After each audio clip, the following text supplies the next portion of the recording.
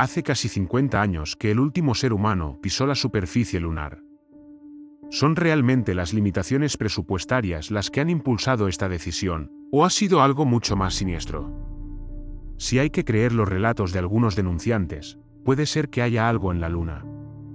La historia nos dice que entre el 69 y el 72, los astronautas estadounidenses completaron un total de 6 alunizajes con éxito en la superficie de la Luna. La última de estas misiones, la Apolo 17, concluyó el 19 de diciembre del 92, cuando Eugene Cernan, Harrison Smith y Ronald Evans fueron recuperados del Océano Pacífico por la tripulación del USS Ticonderoga. Sin embargo, a pesar de que se planearon otras 3 misiones Apolo como continuación, desde entonces no se ha llevado a cabo ninguna otra expedición tripulada, de ninguna nación. La justificación oficial del repentino cambio de rumbo del programa de exploración lunar de la NASA fue un cambio en el panorama financiero y político. En el apogeo de la Guerra Fría, la victoria de Estados Unidos en la carrera espacial, al ser la primera gran potencia en lograr el aterrizaje de un hombre con éxito, proporcionó a Richard Nixon el prestigio y la propaganda que necesitaba frente a sus rivales soviéticos. Pero los costes globales del programa se dispararon, desde una estimación inicial de 7.000 millones hasta más de 20, y este enorme gasto resultó difícil de mantener.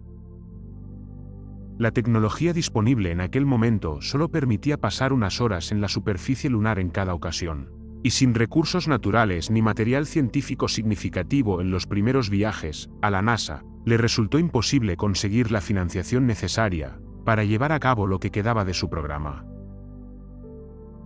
Con la histórica victoria conseguida por las potencias occidentales, la pasión de Rusia por la exploración espacial también se enfrió, y un posterior tratado sobre misiles limitó cualquier avance en el campo. Los sueños de una colonia lunar fueron relegados lentamente a las páginas de la ciencia ficción.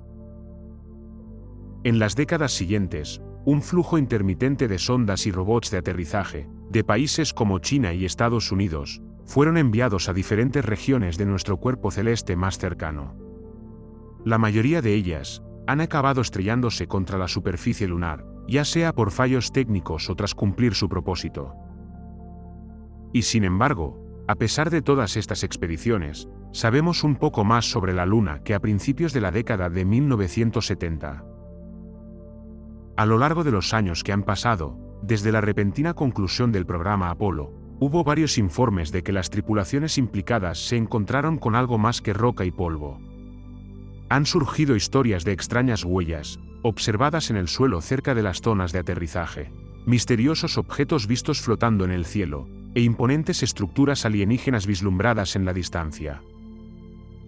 En algunos casos, estas afirmaciones se apoyan en fotografías de mala calidad y granuladas.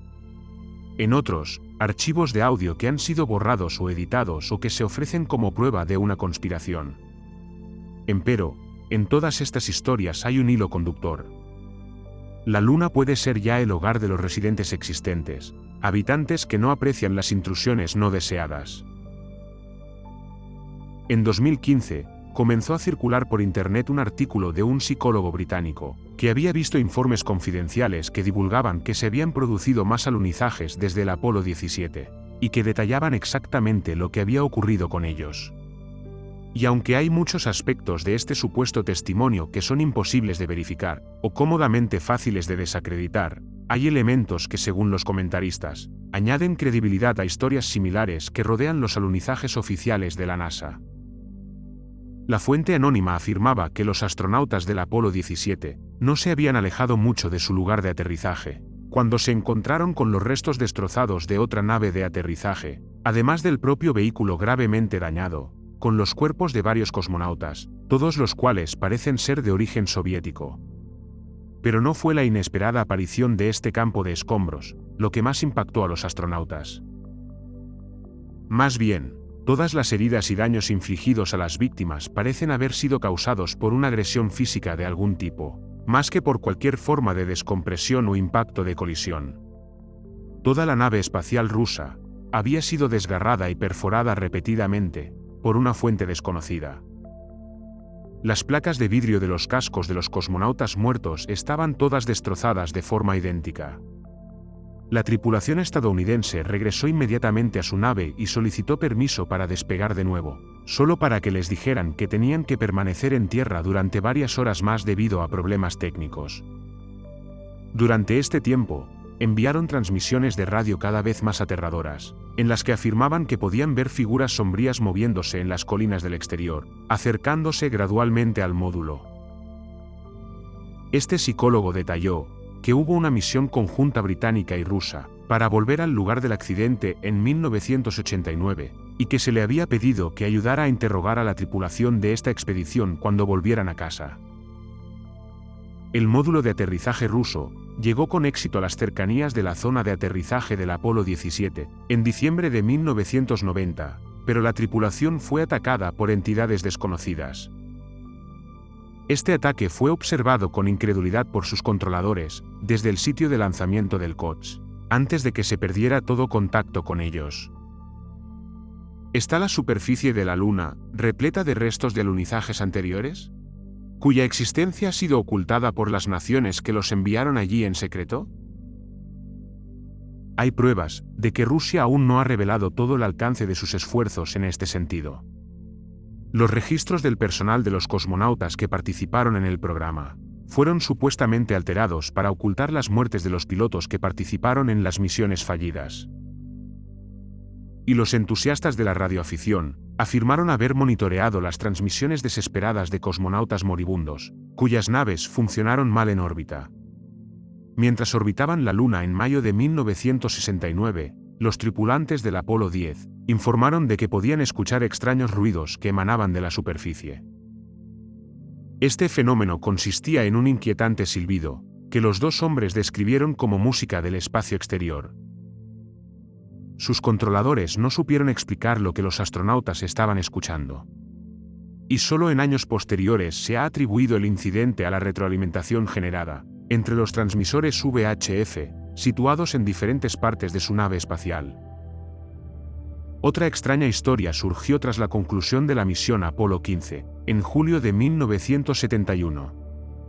Las transcripciones de las transmisiones de radio, que tuvieron lugar mientras los miembros de la tripulación estaban fuera de su módulo de aterrizaje, revelan que tropezaron con lo que parecían ser huellas de vehículos en la base del monte Hadley.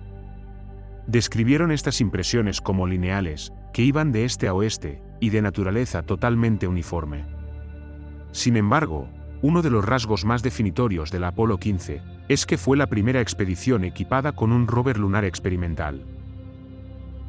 También hay afirmaciones de que la tripulación de la emblemática misión Apolo 11 informó de múltiples avistamientos de naves y estructuras no identificadas en la Luna.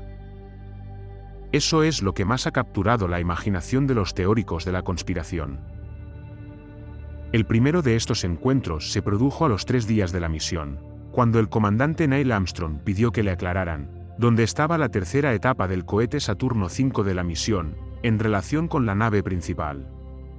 Después de un retraso de 3 minutos, se le informó de que la carcasa del cohete eyectado debía estar situada 6.000 millas por detrás del módulo lunar, que seguía alejándose de la Tierra y dirigiéndose a la Luna. La posterior respuesta de Armstrong a esta información crearía una ola de confusión e incertidumbre entre los controladores de la misión. Su colega Buzz Aldrin le había notificado que algo estaba viajando en un curso paralelo a su nave. Armstrong describió el objeto como metálico con forma de cilindro, y con lo que parecía ser una fuente de luz que emanaba de un extremo.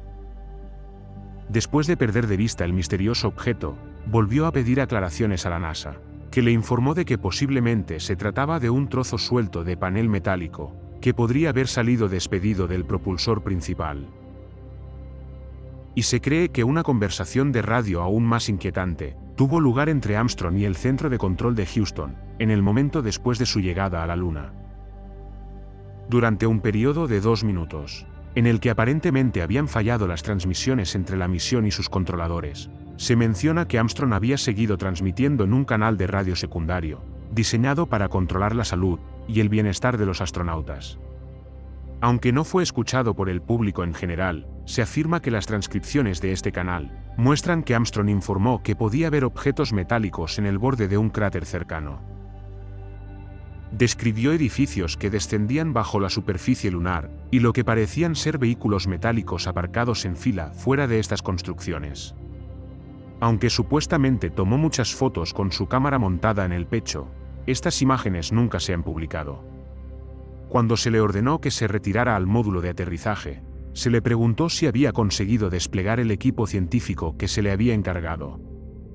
Respondió que sí, pero que le preocupaba que los ocupantes de la nave que había visto le estuvieran observando, y le quitaran fácilmente los objetos que acababa de colocar. En los años transcurridos desde la misión Apolo 11, varios testigos se han presentado afirmando que cuando habían cuestionado a Armstrong sobre el avistamiento en privado, este se lo había admitido libremente, pero que no grabaron la conversación. Se dice que expresó gran aprensión y temor por las naves que encontró, creyendo que trataban de advertir activamente a los humanos, para que no siguieran explorando la Luna. La muerte de dos prominentes ufólogos en octubre de 2018 ha generado recientemente una gran cantidad de especulaciones en los medios de comunicación. Aunque aparentemente no están relacionados, ambos hombres eran antiguos miembros del ejército de los Estados Unidos, y habían saltado a la fama por las acusaciones que habían hecho sobre la NASA, y sobre cómo había ocultado pruebas de vida extraterrestre en la superficie de la Luna. Bob Dean había servido como sargento mayor en el ejército estadounidense, y había pasado la mayor parte de la década de 1960, destinado a varias instalaciones militares en el continente europeo. Durante este tiempo, afirmó que la NASA había destruido en secreto hasta 40 rollos de película, que habían sido rodados por los astronautas de la misión Apolo 11. Las tácticas de la agencia espacial eran tan turbias que Dean solía bromear diciendo que el acrónimo significaba nunca una respuesta directa, traducido al español. Además de esta afirmación, Dean también declaró que, durante su época en el ejército, había leído un dossier de alto secreto que evaluaba la amenaza potencial para la humanidad por parte de invasores extraterrestres. Este documento contenía fotografías de varias naves espaciales extraterrestres derribadas y los resultados de las autopsias que se habían realizado posteriormente a sus pilotos. Una semana después de la muerte de Dean en su casa de Tucson, el 11 de octubre, las autoridades de Lansing fueron llamadas al sitio de un accidente de tráfico mortal. Un ciclista de 74 años llamado Carl Wolf había muerto aplastado al ser atropellado por un tractor.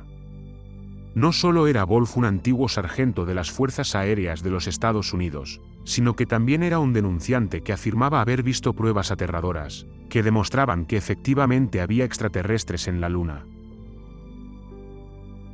En 1965, Wolf había sido destinado a la base de la Fuerza Aérea de Langley, en Virginia, especializándose como técnico en electrónica. Su tarea principal era la evaluación y reparación de varios sistemas fotográficos, que habían sido desplegados por la Fuerza Aérea durante el conflicto de Vietnam. Pero un día, se encontró reasignado temporalmente al proyecto Lunar Orbiter de la NASA. Wolf describió cómo se presentó en un hangar indescriptible en la parte más alejada de la base, que estaba ocupado en su mayor parte por científicos y traductores vestidos de civil. Le condujeron a una sala donde conoció a otro aviador que le explicó que la NASA estaba teniendo problemas para producir fotografías de la misión lunar más reciente, ya que una de sus máquinas de revelado estaba funcionando mal. Tras colaborar con su colega para localizar y subsanar el fallo, Wolf se sorprendió al observar una serie de imágenes de lo que parecía ser el paisaje lunar, con toda una ciudad de misteriosas estructuras alienígenas. Describió haber visto torres, edificios y cúpulas con forma de hongo, todos supuestamente situados en el lado oscuro de la Luna. El suboficial se había quedado atónito por lo que había presenciado, y esperaba oír hablar del descubrimiento en las noticias de la noche. Pero cuando las semanas se convirtieron en meses, se dio cuenta de que el gobierno no tenía intención de revelar al mundo la existencia de la ciudad alienígena.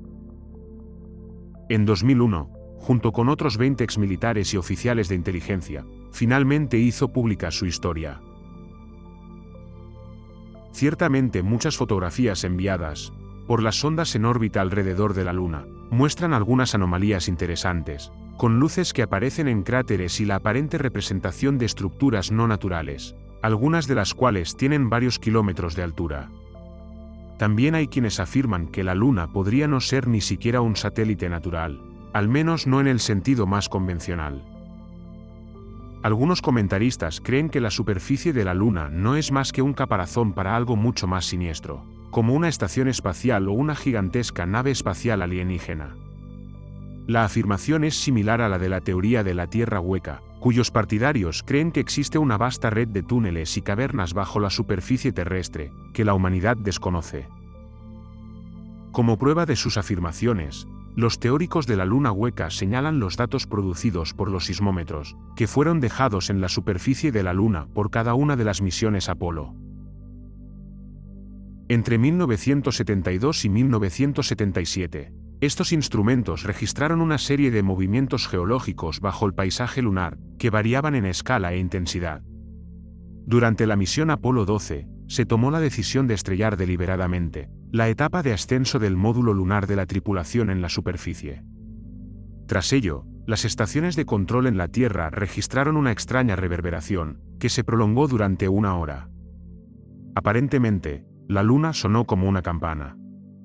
Para los partidarios de la teoría de la Luna hueca, esto es una prueba de las vibraciones que resuenan alrededor de enormes espacios enterrados, bajo la fina capa de roca y polvo que vemos.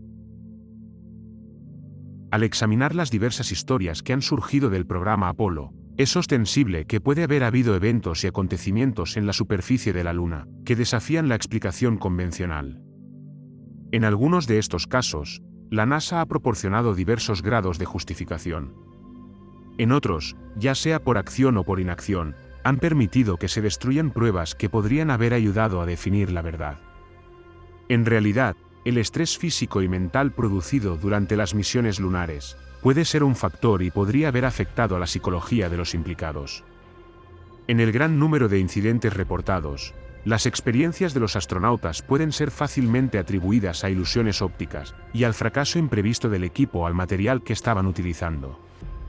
Y sin embargo, la imaginación del público sigue siendo capturada por historias de siniestros residentes lunares. Tal vez haya algo de verdad detrás de los rumores, y en las próximas décadas descubramos que tenemos vecinos celestes que hasta ahora desconocíamos. Y si ese es el caso, solo podemos esperar que no se opongan a compartir este pequeño rincón de la galaxia con la raza humana.